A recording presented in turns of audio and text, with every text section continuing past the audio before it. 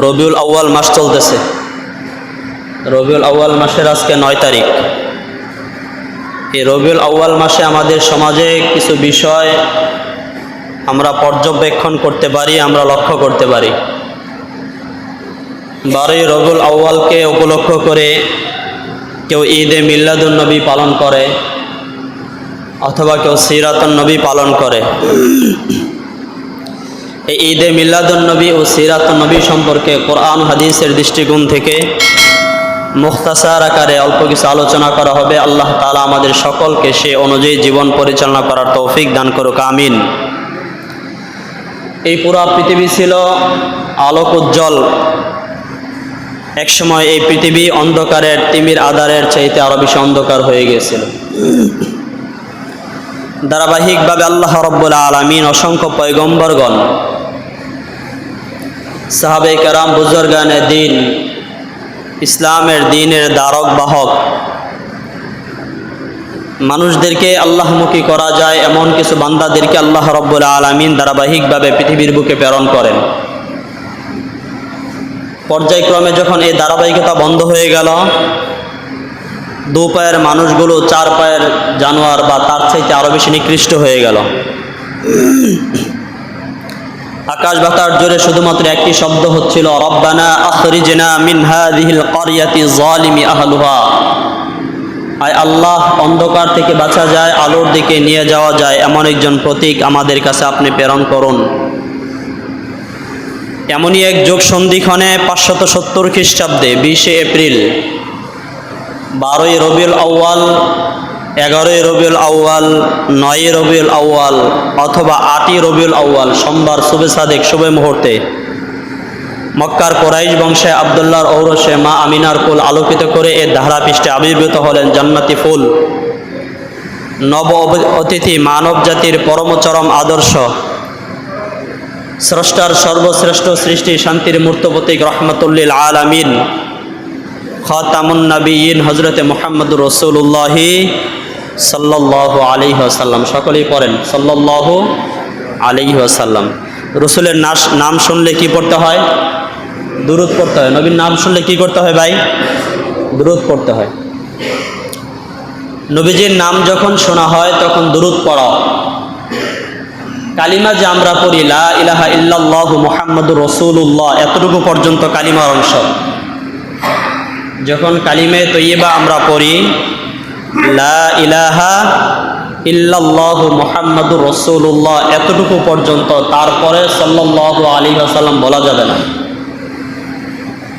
এটা সম্পূর্ণ একটা কালিমা। এই কালিমার পরে সাল্লাল্লাহু আলাইহি ওয়াসাল্লাম বলতে নেই। নবীজির যে হাদিস, রমজানুল মুবারক মাসে নবীজি মিম্বারে উঠার যখন 3 বার আমিন আমিন বললেন, এটা এই কালিমার পরে সাল্লাল্লাহু আলাইহি ওয়াসাল্লাম বলা না, বরং দুরূদ শুনলে, নবীজির নাম শুনলে কি পড়া? দুরূদ পড়া, কিন্তু কালিমার পরে না। এই বিষয়টা মনে রাখবেন। আবার অনেকেই কিছু ভুল বিষয়, আজানের সময় যখন বলে আশহাদু আন্না মুহাম্মাদুর রাসূলুল্লাহ, তখন জবাবে কি দিতে হয়? পুরাটাই সাল্লাল্লাহু আলাইহি সাল্লাম না। উলামায়ে কেরামদের কাছে জিজ্ঞাসা করবেন, জানবেন, আজানের জবাবে আশহাদু আন্না মুহাম্মাদুর রাসূলুল্লাহ যখন মুয়াজ্জিন বলে, তখন পুরা বাক্য বলতে হবে, সাল্লাল্লাহু আলাইহি সাল্লাম বলা যাবে না। আবার কেউ বেশি আবেগে মুখে চুম্বন করে আবার এগুলো চোখের মধ্যে মুছতে থাকে, এটা উচিত না। কোরআন ও হাদিস যতটুকু আসছে ততটুকুই আমল করা, বাড়তি আমল করার সুযোগ নেই। আল্লাহ রাব্বুল আলামিন তার হাবিব সাল্লাল্লাহু আলাইহি সাল্লামকে জানান, মা আতাকুমুর রাসূলু ফাখুযুহু ওয়া মা নাহাকুম আনহু ফান্তাহু। তোমাদের কাছে তোমাদের পয়গম্বর যা কিছু নিয়ে আসছে এগুলো ভালো করে ধরো, ফাখুযুহু, শক্ত করে ধরো। নবীজি যেই জিনিস থেকে নিষেধ করছেন তা থেকে বিরত থাকো। সাহাবায়ে কেরাম রাদিয়াল্লাহু তাআলা আজমাইন, নবীজি হাতে সাহাবায়ে কেরামদেরকে ঘরে সমাজে ছেড়ে দিলেন। বুজুর্গানে দ্বীন, তাবেঈন, আইম্মায়ে মুজতাহিদিন, যত বড় বড় বুজুর্গ, শাহজালাল বলেন, শাহপারান বলেন, যাদের ত্যাগের বিনিময়ে আল্লাহ রাব্বুল আলামিন এই বাংলার জমিনে ইসলামের এক উড্ডীন পতাকা উঁচু করেছেন, তারা জিন্দা ওলি ছিলেন, সন্দেহ নাই। কিন্তু বর্তমান তাদের বিভিন্ন জায়গায় তাদের চিত্র হালত আমাদের বলা অপেক্ষা রাখেন, আমরা জানি। মূল বিষয়ে কোরআন ও সুন্নাহ আল্লাহ রাব্বুল আলামিন বান্দার কল্যাণের জন্য তার পয়গম্বর সাল্লাল্লাহু আলাইহি ওয়াসাল্লামের কাছে যেই বিষয়গুলো আল্লাহ তাআলা নাজিল করছেন, রাসূল যেগুলো করেছেন বলেছেন এগুলো করো, সাহাবায়ে কেরাম যেগুলো করেছেন এগুলো করো, এর অতিরিক্ত করার প্রয়োজন নেই। আপনি বলেন এটা আমার অতি আবেগ আর মহব্বত, ইসলাম কোরআন হাদিস গুরুত্বপূর্ণ বিষয়, এটা ব্যক্তিগত আপনার ইচ্ছা স্বাধীন মোতাবেক পালন করার কোনো সুযোগ নেই। আপনার ভালো লাগা ভিন্ন বিষয়, আপনার তবিয়ত ভিন্ন বিষয়, কোরআন হাদিস ইসলামের থিওরি আলাদা। এটা ভালো লাগলেও আপনার মানতে হবে, ভালো না লাগলেও আপনার মানতে হবে। হ্যাঁ, ব্যক্তিগত কিছু কোরআন সুন্নাহর সাংঘর্ষিক না হলে ব্যক্তিগত কিছু আমল আপনার থাকতে পারে, কিন্তু এটা ইসলামের নামে প্রচার করার কোনো সুযোগ নেই। আল্লাহ নবী সাল্লাল্লাহু আলাইহি ওয়াসাল্লাম হাদিসে বলেন, কুল্লু উম্মতি ইয়াদখুলুনাল জান্নাতা ইল্লা মান আবা। আমার প্রত্যেক উম্মতেই জান্নাতে প্রবেশ করবে, কিন্তু যারা জান্নাতে যাইতে অস্বীকার করে। সাহাবায়ে কেরাম বলেন, ইয়া রাসূলুল্লাহ, ইয়া হাবিবাল্লাহ, জান্নাতে যেতে আবার কোন ব্যক্তি অস্বীকার করে? নবীজি বলেন, ওই ব্যক্তি অস্বীকার করে যে ব্যক্তি আমার অনুসরণ করে, আমার অনুসরণ থেকে আমি যেই কাজ করছি, সাহাবায়ে কেরাম যেই কাজ করছেন এই কাজ না করে নতুন কোনো কাজ যারা করে যেগুলো দ্বীনের বিষয় না, সে অস্বীকার করে, সে জাহান্নামী। আর আমি রাসূল যেই কাজ করছি, সাহাবায়ে কেরাম যেটা করছে, এই কাজগুলো যারা করে তারা আমি আল্লাহর নবীর সাথে জান্নাতে প্রবেশ করবে। সুবহানাল্লাহ। আয়াত ও হাদিস আমরা পেয়েছি। সময়ের গুরুত্ব, সময়ের ফজিলত আল্লাহ তাআলার কাছে, দিনের ফজিলত, দিনের বরকত, রাত্রের বরকত কোরআন হাদিসের দৃষ্টিকোণ থেকে আছে না নাই? রমজানুল মুবারক মাস বরকতপূর্ণ মাস, লাইলাতুল কদর বরকতপূর্ণ রজনী, লাইলাতুল বরাত, এই বরকতপূর্ণ যে রজনীগুলো, বরকতপূর্ণ দিন যেগুলো আছে, সপ্তাহের মধ্যে শ্রেষ্ঠ দিন ইয়াউমুল জুমা, দুই ঈদের রাত, দুই ঈদের দিন, এগুলো কোরআন হাদিস দ্বারা সমর্থিত, আল্লাহ নবী করেছেন, সাহাবায়ে কেরামদেরকে আদেশ দিয়েছেন। এছাড়া লাইলাতুল মিরাজ, শবে মেরাজ, লাইলাতুল মিরাজ অথবা 12ই রবিউল আউয়াল ঈদে মিলাদুন নবী পালন করা গায়ের জোরে না, শুধু যুক্তির কোণ থেকে কোরআন হাদিস থেকে স্পষ্টভাবে বুঝে আমল করার চেষ্টা করা। একগয়ামি করার কোনো সুযোগ নেই। 12ই রবিউল আউয়াল উপলক্ষে ঈদে মিলাদুন নবী পালন করা যাবে কি না এই বিষয়ে মুখতাসার আলোচনা। সর্বপ্রথম যদি ধরে নেই, আল্লাহ নবী সাল্লাল্লাহু আলাইহি ওয়াসাল্লামের ইন্তেকালের পর খোলাফায়ে রাশিদিন প্রায় 30 বছর খেলাফতের দায়িত্ব পরিচালনা করেছেন। তারপরে পর্যায়ক্রমে আরও ইসলামের থিওরি নিয়ে যারা শাসন করেছেন, তাদের পর্যন্ত একটা থিওরি আপনি এমন পাবেন না যারা ঈদে মিলাদুন নবী উদযাপন বা পালন করেছে। ঈদ মানে আনন্দের বিষয়, আমরা সবাই জানি। ঈদ আনন্দ উদযাপন করা, আনন্দ ফুর্তি করা। মিলাদুন নবী মানে রাসূলুল্লাহ সাল্লাল্লাহু আলাইহি ওয়াসাল্লামের জন্ম। মিলাদুন নবী যদি ধরি তাহলে নবীজির জন্ম, নবীজির জন্ম আলোচনার বিষয়, পালন করার বিষয় না। কিয়ামত পর্যন্ত কোনো ব্যক্তি, কোনো সমাজ ঈদ মিলাদুন নবী পালন করা সম্ভব না। কারণ নবীজি সাল্লাল্লাহু আলাইহি ওয়াসাল্লাম যেভাবে পৃথিবীতে ভূমিষ্ঠ হয়েছেন, ওনার মা যে ওনাকে পেটে ধারণ করা অবস্থায়, ওনার পেটে থাকা অবস্থায় যে আলোচনাগুলো করেছেন, হাত্তা আদম আলাইহিস সালাম থেকে শুরু করে কিয়ামত পর্যন্ত এভাবে আর কোনো সন্তান জন্মগ্রহণ করবে না। পালন কাকে বলা হয়? আগে যে কাজটা করছে ওই রকমভাবে পরের ব্যক্তির কাজটা করার নাম কি? পালন করা। মিলাদুন নবী পালন করার বিষয়ে না আপনি আলোচনা করতে পারেন, নবীজির জন্ম বৃত্তান্ত আলোচনা সওয়াবের বিষয়ে করেন, পালন করা সম্ভব না। সিরাতুন নবী আলোচনার বিষয়, আমল করার বিষয়, শুধু আমল করার বিষয় এতটুকুন না। আল্লাহ তাআলার মহব্বত, ভালোবাসা, ক্ষমা রাখছেন সিরাতুন নবীর মাধ্যমে। আল্লাহ বলেন, কুল ইন কুনতুম তুহিব্বুনাল্লাহ ফাত্তাবিউনি ইউহিব্বুকুমুল্লাহ ওয়া ইয়াগফির লাকুম যুনুবাকুম আল্লাহু গফুরুর রহিম। হাবিব, আপনি জানান দুনিয়ার মানুষ যদি আমি আল্লাহকে ভালোবাসতে চাই, তারা যেন আপনাকে অনুসরণ করে, আর আপনার অনুসরণ যদি করতে চায়, তারা যেন আপনার রসুলের সুন্নতের অনুসরণ করে। রসুলের সুন্নত কি? নবীজি সাল্লাল্লাহু আলাইহি ওয়াসাল্লামের গোটা 63 বছর জীবন তিনি কোন কাজ কিভাবে করেছেন, একেবারে বিবাহ শাদী থেকে শুরু করে, জন্ম থেকে শুরু করে মৃত্যু পর্যন্ত প্রত্যেকটা বিষয়, সামাজিক কাজ, সাংসারিক কাজ, রাষ্ট্রীয় কাজ, তার দৈনন্দিন চলার যে কাজগুলো নবীজি যেভাবে করেছেন, পুরুষ হিসাবে যেই কাজটা যেভাবে করেছেন, মা বোনদেরকে যেই কাজটা যেভাবে করার জন্য নবীজি আদেশ দান করেছেন, ওই কাজটা ওইভাবে করার নাম হলো সিরাতুন নবী এবং সুন্নাহ। নবীজি সাল্লাল্লাহু আলাইহি ওয়াসাল্লামের জন্ম সম্পর্কে কয় তারিখে নবীজি জন্মগ্রহণ করেছেন, এই নিয়ে ওলামায়ে কেরামের অনেক ইখতিলাফ রয়েছে। প্রসিদ্ধ মত হল 8ই রবিউল আউয়াল।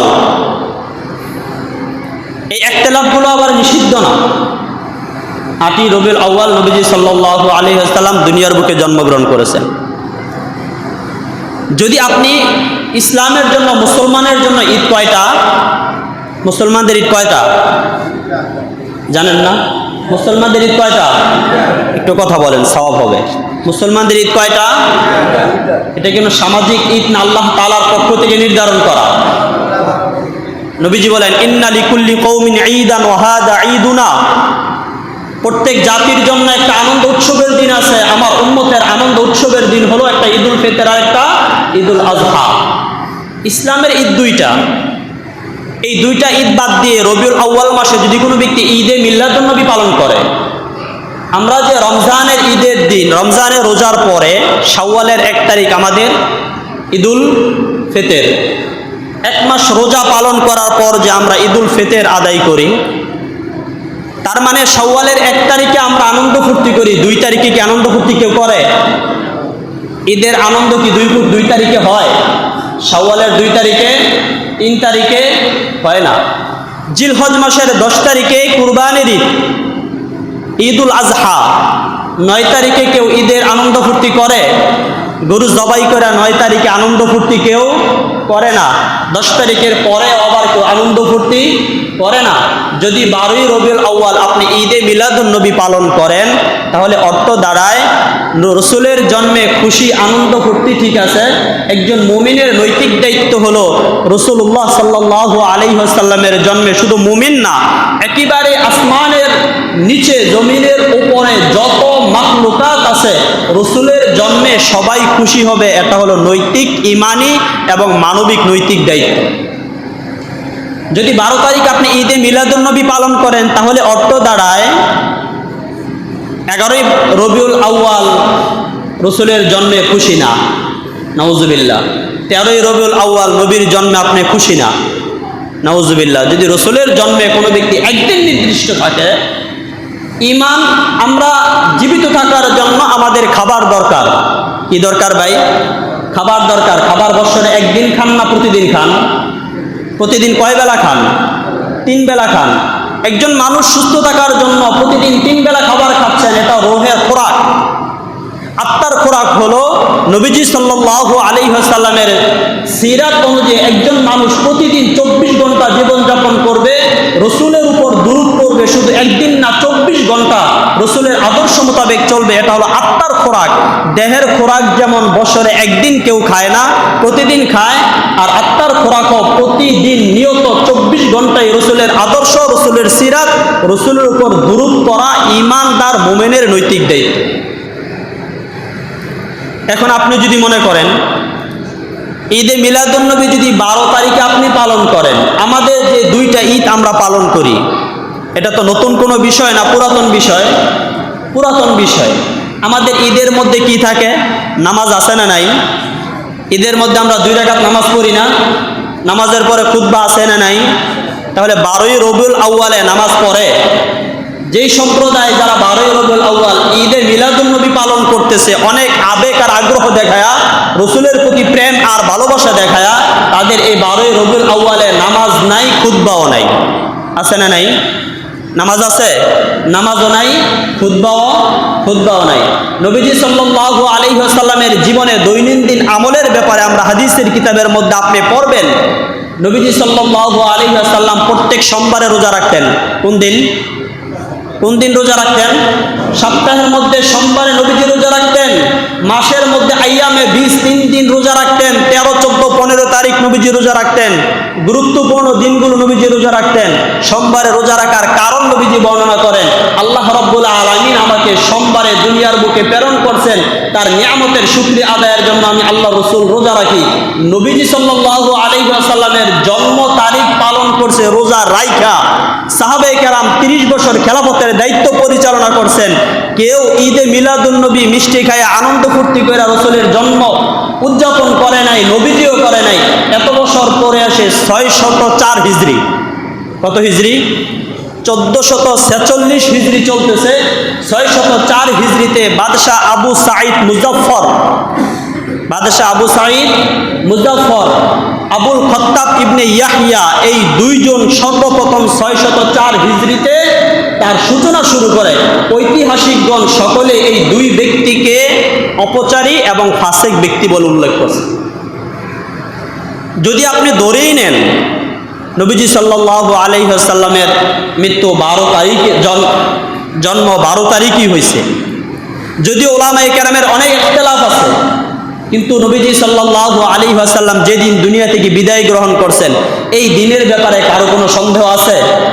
কোনো সন্দেহ নাই। নবীজি সাল্লাল্লাহু আলাইহি ওয়াসাল্লাম 12ই রবিউল আউয়াল দুনিয়ার বুক থেকে আল্লাহ রাব্বুল আলামিনের ডাকে চলে গেছেন। নবীজি সাল্লাল্লাহু আলাইহি ওয়াসাল্লামের কলিজার টুকরা হযরতে ফাতেমা রাদিয়াল্লাহু তাআলা আনহা নবীজির ইন্তেকালের পর তিনি শের আবৃত্তি করতেছিলেন, সুব্বাত আলাইয়া মাসাইবুল লাউ আন্নাহা সুব্বাত আলাল আইয়ামি সিরিনা লায়ালিয়া।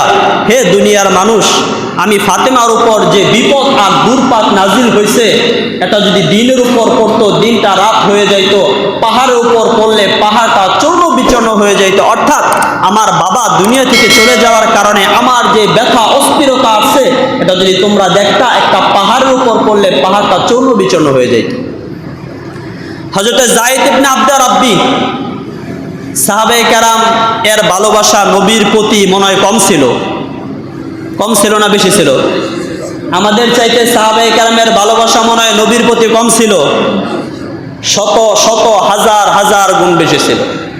নবীজি যখন যা মুখ দিয়া বের করছেন, সাহাবায়ে কেরাম বিন্দু মাত্র স্ত্রীর চিন্তা করে নাই। সাহাবীদের ইতিহাস আমরা শুনেছি।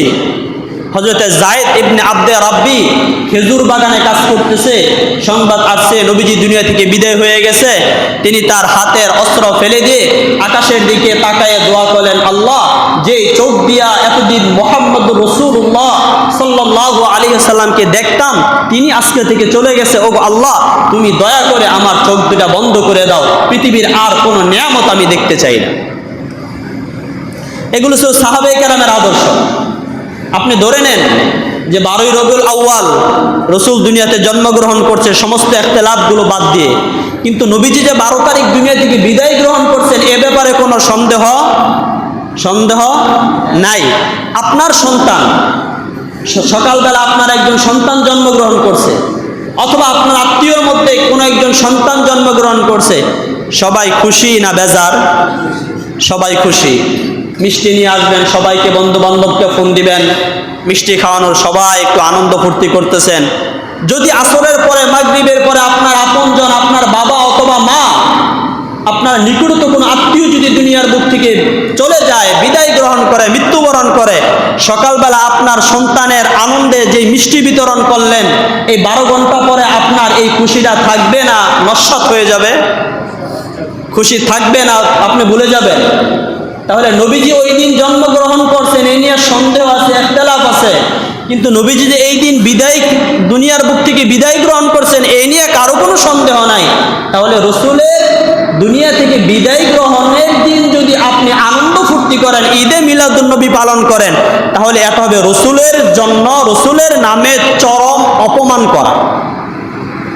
এবং যারা পালন করতেছেন তাদের সবচেয়ে বড় মূর্খতার প্রমাণ। সমাজে একজন মানুষ তার সন্তান জন্মগ্রহণ করার পর আনন্দ ফুর্তি করলো, সন্ধ্যার সময় বাবা অথবা মা মারা গেল, তার চোখ দিয়ে যদি পানি না ঝরে, তার মুখটা যদি একটু মলিন না হয়, তাহলে সমাজের মানুষ সবাই বলবে আরে হয়তো ব্যাককল, ওর তো মাথা ঠিক নেই। সন্তান হয়েছে, সন্ধ্যার পরে বাবার ইন্তেকালের পরও যদি সে মিষ্টি বিতরণ করতে থাকে, আনন্দ ফুর্তি করতে থাকে, সমাজের মানুষ আপনারা সবাই কি বুদ্ধিমান বলবেন না ব্যাককল বলবেন? বাবার ইন্তেকালের পরও যে ব্যক্তি মিষ্টি বিতরণ করে, আনন্দ ফুর্তি করে, সমাজের মানুষ তাকে চালাক বলবে না বোকা বলবে? তাকে বোকা বলবে না? তাহলে এত বছর পরে এসে রসুলের নামে ঈদে মিলাদুন্নবী পালন করা, এটা তো চালাক বুদ্ধিমানের কোনো কাজ না। সর্বোপরি কোরআন হাদিসের থিওরি, কোরআন হাদিস যতটুকু বর্ণনা করছে ততটুকুই মানতে হবে, এর চাইতে বিকল্প বেশি মানার কোনো সুযোগ নাই। আপনি মনে করতেছেন আমি অনেক কিছু করতেছি, আমাদের সমাজের চিত্র হালত দেখলে ভাই কষ্ট লাগে।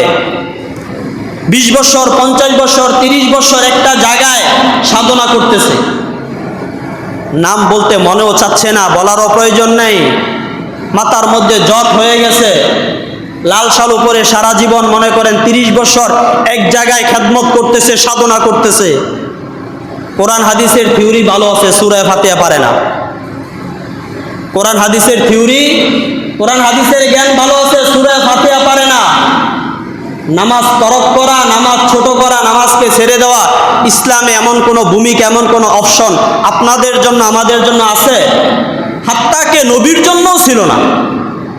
তাহলে যে ব্যক্তি এত সাধনা করার পরও সূরা ফাতিহা পারে না, নামাজ পড়লে তো কমস কম 4টা সূরা লাগে, শুদ্ধ তো পড়ে, শুদ্ধ বিষয় আপনি সুন্দর করে রাখেন, সহি শুদ্ধর বিষয় পড়ে, নামাজ পড়ার জন্য সহি শুদ্ধ তেলাওয়াত জরুরি দরকার, ভুল পড়লে নামাজ হবে না, কিন্তু 4টা সূরা সূরা ফাতিহা পারে না, এমন অনেক সাধক আমাদের বাংলাদেশে আছে, মুসলমানের সন্তান। কি বলবেন? কষ্টে বুক ফেটে যায়। এজন্য অনেক থিওরি না, নবীজির সর্বপ্রথম দায়িত্ব কাজ কি ছিল? নবীজির সর্বপ্রথম দায়িত্ব হলো তেলাওয়াত করো, কোরআন শরীফ পড়তে থাকো, যারা আছে তাদেরকে কোরআন শরীফ শিখাও। আপনার আমার কাজ কি? কোরআনে কারিম তেলাওয়াত করেন, কমস কম তেলাওয়াত না পারলে কোরআন নামাজ সহিহ হওয়ার জন্য 4টা সূরা শুদ্ধভাবে শিখেন, ওযু গোসল এগুলো ভালো করে শিখেন, নামাজ পড়ার জন্য যেই বিষয়গুলো জরুরি দরকার এগুলো শিখেন। কিন্তু এর কাছেও আমরা নাই, মনে করতেছি অনেক জানি, অনেক কিছু তো পারি, তাহলে এটি তো দরকার নাই। ভাই এটি ছাড়া উপায় নাই। অনেক বড় বড় যারা ছিল, আপনি শরীয়তের জ্ঞান বলেন, মারিফতের জ্ঞান বলেন, যা কিছু বলেন, আমাদের বুজুর্গ যারা দুনিয়া থেকে চলে গেছে, বাস্তবতা এই আপনি অনেক কিছু জানেন, কোরআন এগুলো জিজ্ঞাসা করা হবে না। রসুলের সুন্নতের উপর এক বুজুর্গ বলছিল, এত কিছু শিকার পিছনে আমি সারা জীবন ব্যয় করছি, যেই সময়টা সুন্নত এর উপর আমল করছি, এর উসিলে আল্লাহ তাআলা আমাকে মাফ করে দিয়েছে, সুবহানাল্লাহ। এই জন্য নবীজির সুন্নতকে গ্রহণ করা। রবিউল আউয়াল মাসে আমাদের কাজ কি? আমাদের করণীয় কি হবে? রবিউল আউয়াল মাসে আমাদের কাজ হবে প্রত্যেক মানুষ প্রতিদিন কমপক্ষে 1000 বার দুরূদ শরীফ পড়া। কি পড়া? দুরূদ শরীফ পড়া। কি পড়া ভাই? দুরূদ শরীফ। ওযু লাগে দুরূদ শরীফ পড়লে? দুরূদ শরীফ পড়লে কি ওযু লাগে? ওযু লাগে না। 24 ঘন্টা পড়তে পারবেন, বৈশা শুয়া দাঁড়ায় যেমনে মনে চায়। আরো কিছু কিছু কথা শুনলে আমরা অবাক হয়ে যাই। আমাদের সমাজে কিছু ভুল কুসংস্কার আছে। আব্দুল কাদের জিলানী রহমাতুল্লাহি আলাইহি বড় বুজুর্গ ছিলেন, সন্দেহ আছে? সন্দেহ নাই। বড় পীর আব্দুল কাদের জিলানী রহমাতুল্লাহি আলাইহি, আরে আমরা যারা নাম বিক্রি করে তাদের নাম বিক্রি করে চলতেছ, তাদের কাছেও তো নাই। তারা ফরজ, তারা নফল ছাড়ে নাই, নফল তারা সুন্নতের ব্যাপারে পরিপূর্ণ ফিকির করছেন। আর আমরা এমন ব্যক্তিরা তাদের নাম উচ্চারণ করতেছি, দাড়ি তো নাই, ফরজ তো তরক করতেছি, ইসলামের কোনো গুন্ডির ভিতরে নাই, তাদের নাম বলে সমাজে প্রথা আছে। রসুলের নাম অজু ছাড়া পড়া যায়, আব্দুল কাদের জিলানীর নাম অজু ছাড়া পড়লে বলে শরীর থেকে পশম পড়া যায়, নাউজুবিল্লাহ। জাতি এর চাইতে বড় মূর্খতা আর কি হতে পারে? যার জন্য আল্লাহ তাআলা পুরো পৃথিবী বানাইছেন, যার নামের সাথে আল্লাহ তাআলা যে নবীর নাম লেখছেন, তার নাম অজু ছাড়া পড়া যায়, তার নাম অজু ছাড়া নিলে পশম পড়ে না। আব্দুল কাদের জিলানী। ভাই আমরা কি আব্দুল কাদের জিলানীতে রাগ করে বলতেছি কথা? না, ওনাকে মহব্বত করে, উনি বড় ওলি ছিলেন, বুজুর্গ ছিলেন। শাহজালাল, শাহপরান ওরা বড় ওলি ছিলেন, বুজুর্গ ছিলেন। আল্লাহ তাআলা তাদের কবরগুলো আরো জান্নাতের বাগিচা বানায়, কিন্তু বাস্তব চিত্র তো ভিন্ন। বাস্তব হালত তো ভিন্ন। কষ্টে বলা কথাগুলো। 12 রবিউল আউয়াল আসলে একদল, এই রবিউল আউয়াল মাসে আপনি রসুলের নামে দুরূদ শরীফ পড়তে থাকেন, রসুলের সিরাতের আলোচনা করতে থাকেন। সমাজ প্রতিষ্ঠিত করার জন্য রসুলের ভূমিকা কি ছিল, সাহাবায়ে কেরামের ভূমিকা ছিল। অপরের সহানুভূতির ক্ষেত্রে, তাদের দানের ক্ষেত্রে সাহাবায়ে কেরামের সহানুভূতি কি ছিল, এগুলো আপনি দেখেন। সারা বছর সুন্নতের খবর নাই, মুখের মধ্যে দাড়ি নাই, সুন্নতি লেবাস নাই। ঈদে মিলাদুন্নবী আসলে লক্ষ লক্ষ টাকা গেটের মধ্যে খরচ করে আনন্দ ফুর্তি করে মিছিল করে মনে পাইলেন রসুলের মহব্বত পেয়ে গেলেন। পশ্চিমকালেও সম্ভব না। এক শ্রেণীর মানুষ, আমাদের বাংলাদেশের সাধারণ মানুষ যারা আছে দুর্বল, ওদের প্রতি এক চক্রান্তের এক জাল ফেলে তাদের ঈমান হরণ করার জন্য কাজগুলো করতেছে। আপনারা বোঝেন, অনেক দরকার নেই। আপনারা এখন বুখারী শরীফ পড়া দরকার নেই, আপনারা এখন মুসলিম শরীফ পড়া দরকার নেই। আপনি 4টা সূরা শিখেন, রসুলের সুন্নতগুলো দুরূদ পড়তে থাকেন। এত বেশি বোঝার দরকার নেই। আপনি দাড়িটা লম্বা করেন, সুন্নতি জামাটা পরেন, আপনার প্রত্যেক কাজগুলো সুন্নত মোতাবেক করার চেষ্টা করেন। নামাজ পড়ার জন্য আপনার সহিহ শুদ্ধভাবে সূরাগুলো সুন্দর করেন। এতটুকু যদি করতে পারেন আর সুন্নত মোতাবেক যদি চলতে পারেন, আপনার এত কিছু করা দরকার নাই। এর উসিলে আল্লাহ তাআলা আপনাকে জান্নাত নামক ফেরদাউস দান করবেন। সুবহানাল্লাহ। এজন্য রবিউল আউয়াল মাস রসুলের সিরাতের আলোচনা করেন, নবীজির সিরাত সম্পর্কে নিজের আদর্শ নিজের মধ্যে গ্রহণ করেন। সেজদা হবে কার? সেজদা কাকে দিবেন? আল্লাহকে। কাকে দিবেন? আল্লাহকে দিবেন। সেজদা দেওয়ার মালিক একমাত্র আল্লাহ। মুহাম্মদুর রাসূলুল্লাহ না, মুহাম্মদুর রাসূলুল্লাহকেও যদি সেজদা দেন, শিরিক করা যাবে না। কারোর সাথে আল্লাহ তাআলার সাথে কোনো ইবাদতের ক্ষেত্রে শরীক করা যাবে না। আপনি বুঝেন আর না বুঝেন, এটাই বাস্তবতা। নিজেকে বোঝার চেষ্টা করেন, বুঝেন, মানার চেষ্টা করেন, মহব্বত করেন। ইসলাম এক গুরুত্বপূর্ণ বিষয়, কোরআন হাদিসের থিওরি এক গুরুত্বপূর্ণ বিষয়। আপনার আবেগ আর বিবেক দিয়ে এই বিষয়টা ইসলাম বোঝার কোনো সুযোগ নেই। এর জন্য রবিউল আউয়াল মাস রসুলের আদর্শগুলো গ্রহণ করেন, দুরূদ শরীফ ব্যাপকভাবে পড়েন, রসুলের আদর্শ, রসুলের সুন্নাহ সমাজের মধ্যে প্রতিষ্ঠিত করতে থাকেন। নবীজির সুন্নাহ কি, রসুলের আদর্শ কি? এক ইহুদি মেহমান আসছে। কি মেহমান? ইহুদি মেহমান আসছে। নবীজি তাকে আপ্যায়ন করলেন রাতভর। রসুলের মনে নাই হাজতখানা, বাথরুম কোন জায়গায় তাকে দেখাইতে। নবীজির হুজরায় নিজে ঘুমায় পড়লেন, রাত্রে খাবার খাওয়াইলেন, কিন্তু কোন জায়গায় সে তার হাজত ছাড়বে দেখায় নাই। সে ভয়ে আর কোথাও যায় নাই, এই জায়গায় এই বিছনার মধ্যে বাথরুম করে অবস্থা একেবারে হালত নষ্ট করে ফেললো। নবীজি ফজরের নামাজের পরে মেহমানখানায় ঢুকলেন, ঢুকে দেখলো অবস্থা একেবারে খুবই খারাপ, বাথরুম করে একেবারে বিছানা নষ্ট করে ফেলছে। নবীজি আফসোস করতেছে, হায় আফসোস, আমি তাকে আমার মেহমানকে হাজতের বাথরুমের জায়গা দেখায় নাই, এর জন্য সে বাথরুমে যাইতে পারে নাই। আমার মেহমানের সারা রাত কষ্ট হয়েছে। নবীজি আফসোস করতেছে আর কাঁদতেছে।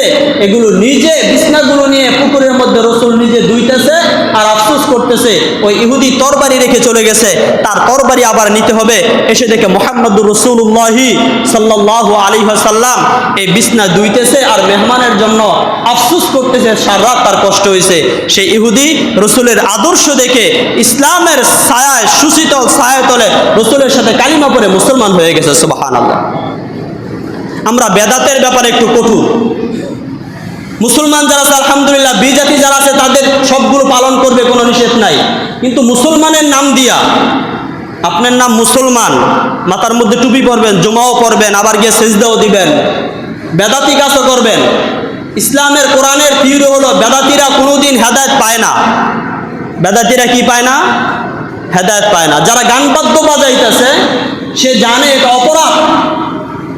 যদি অপরাধ জানে, একদিন সে মনে করবে আমি তো ভুল করতেছি। যেহেতু এটা অপরাধ, তার মনের মধ্যে অনুশোচনা আসবে, আমি তো ভুল করলাম, তাহলে তওবা করবে। আর যারা বেদাতি করে সেটাকে সওয়াবের কাজ মনে করে। ঈদে মিলাদুন্নবী যারা পালন করতেছে এটাকে সওয়াব মনে করে করতেছে, কোনোদিন অনুশোচনা আসবে না, তওবাও করবে না, এভাবে সে মৃত্যুবরণ করবে। আমরাও চাই না একজন আল্লাহর নবীর উম্মত, আদম আলাইহিস সালামের উম্মত যারা আছে তারা তওবা ব্যতীত বেদাতি কাজ করে দুনিয়ার বুক থেকে বিদায় হোক, এটা আমরা চাই না। এজন্য বেদাতিদের সাথে আমাদের উদারত আহ্বান, কোরআন সুন্নাহ মোতাবেক জীবন পরিচালনা করেন। অনেক কিছু বোঝার চেষ্টা করবেন না, আপনার স্বাভাবিক দুর্বলতা শিখেন। আপনার অজু কিভাবে ছুটে যায়, গোসল কিভাবে করা দরকার, নামাজের বিষয়গুলো আপনি এই ছোট ছোট বিষয়গুলো শিখেন। এখনো সালাম শিখতে পারেন নাই, মুসাফা শিখতে পারেন নাই, খানার সুন্নত শিখতে পারেন নাই, মনে করতেছেন আমার মতো তো কেউ পারে না। এটা আপনি ভুল সিদ্ধান্তের মধ্যে আছেন।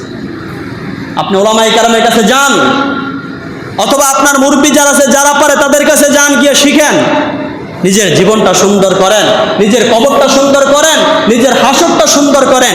অনেক কিছু না জেনে রসুলের উপর দুরূদ পড়েন। রাসূলুল্লাহ সাল্লাল্লাহু আলাইহি ওয়াসাল্লাম মাথার মধ্যে টুপি ছিল, রসুল মনে টুপি ছাড়া চলছিল? কথা বলেন নাকি? আমাদের নবী টুপি ছাড়া চলছিল না? না টুপি মাথার দিয়া? একটু কথা বলেন, আমল না করেন, একটু কথা বলেন। রসুল যখন ঘর থেকে বের হইতেন মাথার থেকে টুপিটা খুললা তারপরে চলতেন না? আমাদের সন্তানরা যেভাবে চুল কাটে, সাহাবে কেরাম মনে হয় এভাবেই কাটছিল। রাসূলুল্লাহ সাল্লাল্লাহু আলাইহি সাল্লাম যখন ঘর থেকে বের হতেন, রসুলের মুখে মনে হয় দাড়ি ছিল না? ছিল কি না? ছিল। তাহলে সবাই জানেন রসুলের মাথায় টুপি ছিল সুন্নত, রসুলের মুখে দাড়ি ছিল সুন্নত, রসুল মানুষের সাথে ভালো ব্যবহার করতেন সুন্নত। তাহলে করলেই তো হয়। আপনি এত কিছু শিখতে কে কইছে? একটা ধরেন যে রসুল টুপি দিয়া ঘর থেকে বের হলে টুপি পরিধান করতেন, টুপি খুলতেন না, গোসল আর গোম ছাড়া, তাহলে আমি আজকে থেকে টুপি খুলবো না, তাহলে তো সুন্নত জিন্দা হয়ে যায়। আপনি দাড়ি রাখার চেষ্টা করেন, নবীজি দাড়ি কাটে নাই, তাহলে আমিও দাড়ি কাটবো না, এর তো সুন্নত আরেকটা জিন্দা হয়ে গেল। রসুল ছোট বড় সবাইকে সালাম দিতেন, আমিও সালাম দিব, আরেকটা সুন্নত জিন্দা হয়ে গেল।